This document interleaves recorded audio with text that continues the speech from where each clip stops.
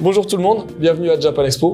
Non, vous ne vous trompez pas, c'est pas la précédente interview, c'est une deuxième interview avec le même invité qui va changer sa casquette. Tu peux te représenter et nous dire... Aujourd'hui, je suis Jean-François Dufour et je suis l'un des fondateurs de Japan Expo. Tu ressembles vachement quand même au précédent. Je ressemble un peu à Jean-François Dufour, un des fondateurs d'Ikan Manga, parce que effectivement, c'est moi quand même. Mais aujourd'hui, on va parler de Japan Expo et des expositions, je crois. Voilà, c'est ça. J'aimerais avoir un petit peu des informations sur ces magnifiques expositions qui sont proposées tous les ans par Japex. Alors, à Japan Expo, c'est vrai qu'on a eu envie d'aller un petit peu plus loin quand on avait des invités, parce que quand ils viennent, ils ont des apparitions publiques, mais c'est vrai qu'on n'a pas l'occasion de beaucoup voir leur travail et autres. Donc c'est vrai, depuis quelques années, on essaye systématiquement, notamment sur les invités d'honneur, de proposer une présentation la plus complète possible de leurs œuvres et de leur vie. Et du coup, cette année, on n'a pas la chance d'avoir des grands mangaka, des grands animateurs, parce qu'ils sont tous bloqués au Japon. Oui. On en a quand même pas mal qui sont venus nous rendre visite, qui n'ont pas souhaité forcément qu'on leur consacre une exposition parce qu'ils considéraient que vous vous rendez pas compte, je ne suis pas l'humilité, l'humilité japonaise. Donc on a dit bon, on comprend.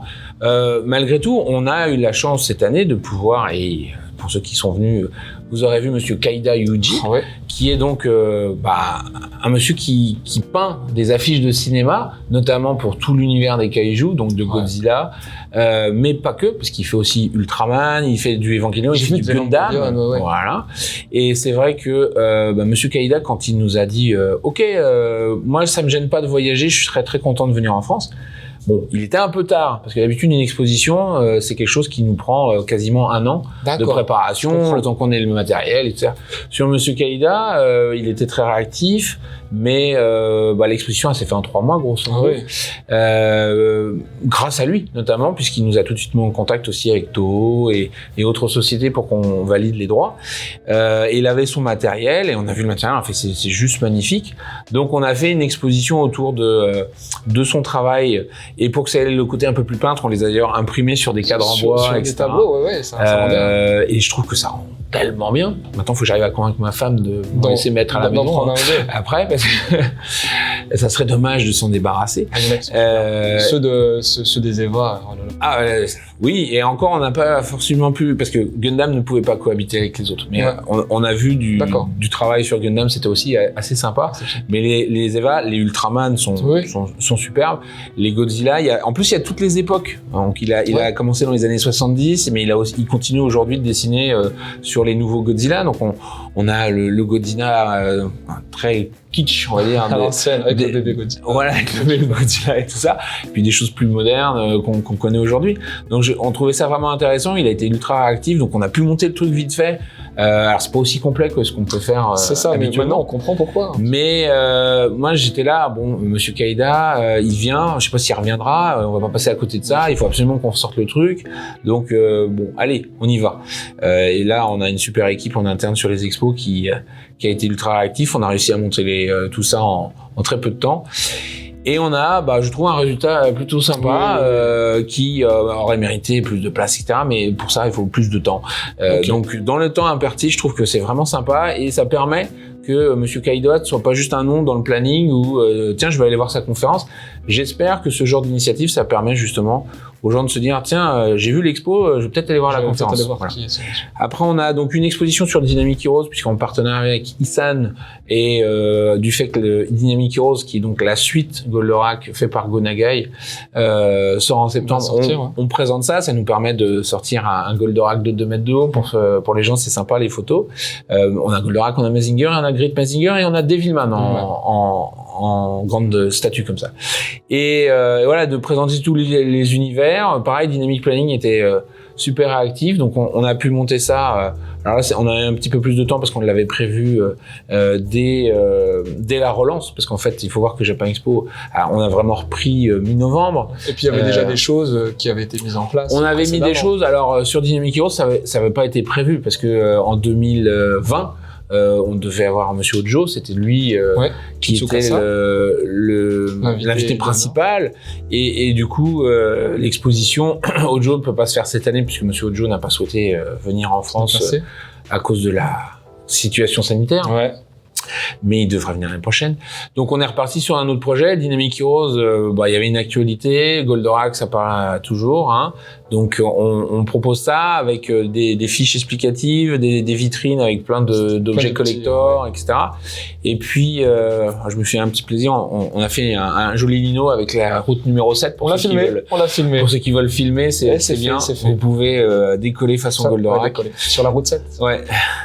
Donc ça c'est alors c'est des expos qui sont effectivement montés assez rapidement au final parce que on a moins de temps, mais qui je pense apportent quelque chose. À côté on a aussi une exposition qu'on a fait avec Celsis, donc les gens derrière Clip Studio Pent, qui organisent tous les ans un concours international de manga. Et on trouvait intéressant de montrer que ça existe parce que à Japan Expo on a plein de jeunes artistes. Je veux dire la partie loisirs c'est 600 exposants. C'est dense. Et donc du coup tous ces gens-là ils ont envie de devenir professionnels souvent.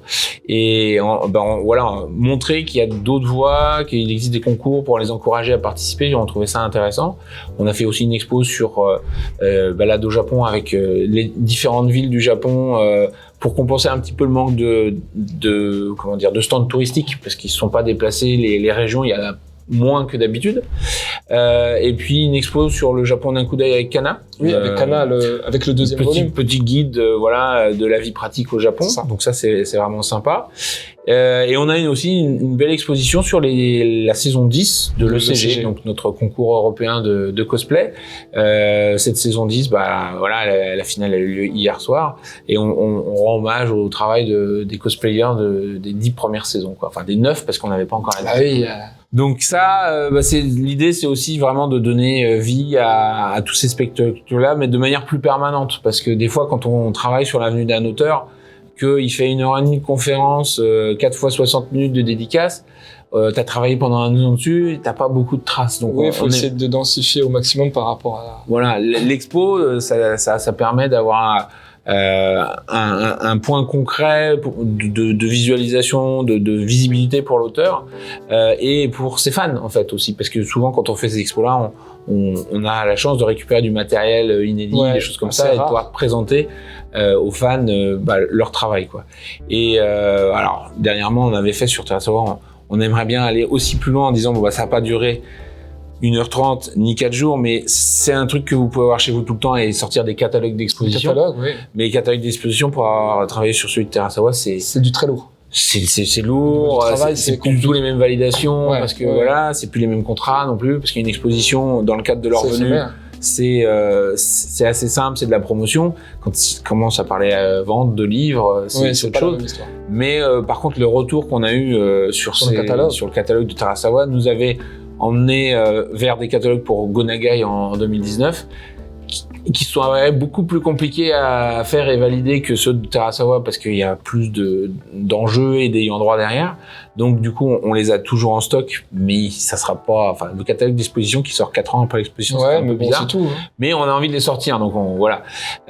Et du coup, les expositions, Japan Expo, c'est ça l'idée, c'est à la fois un bon moment d'apprentissage, de découverte pour les visiteurs, pour varier, parce que c'est très bien, il y a plein de choses qui se passent sur scène, il y a plein de choses qui se passent sur les stands des exposants, mais on a envie d'aller un peu plus loin aussi dans la découverte de certains sujets ou certains artistes. Ce sont des belles initiatives. Écoutez, on va partir tranquillement ici. En tout cas, merci à tout le monde de nous avoir suivis. On se retrouve bientôt pour une prochaine interview. Salut!